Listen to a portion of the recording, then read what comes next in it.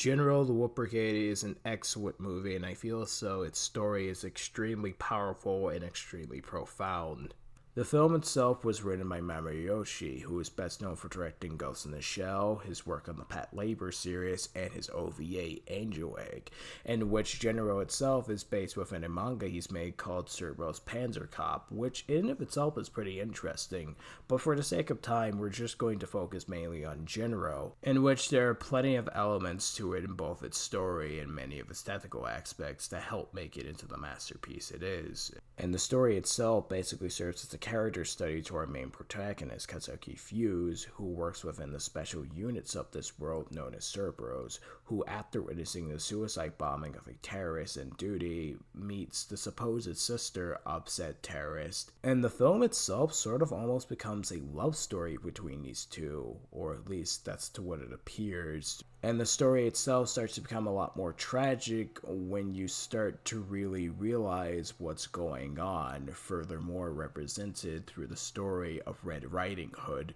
in which a lot of the symbolism to that story can be represented through either visual subtext or even outright said within the dialogue. Hell, this title itself outright means werewolf in Japanese, and you notice this more and more as it correlates to our main characters, to which really that's what adds to the tragedy. Fuse, who is within the Cerberus special unit, will forever remain the big bad wolf,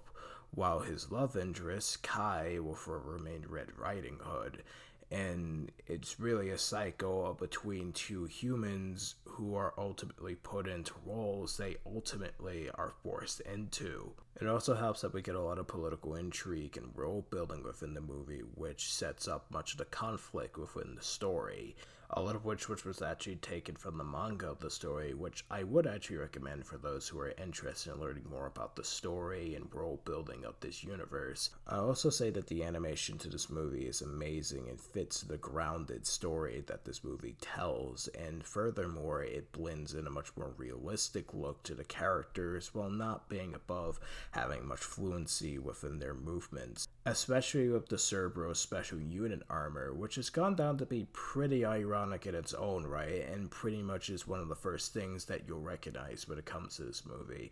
And really,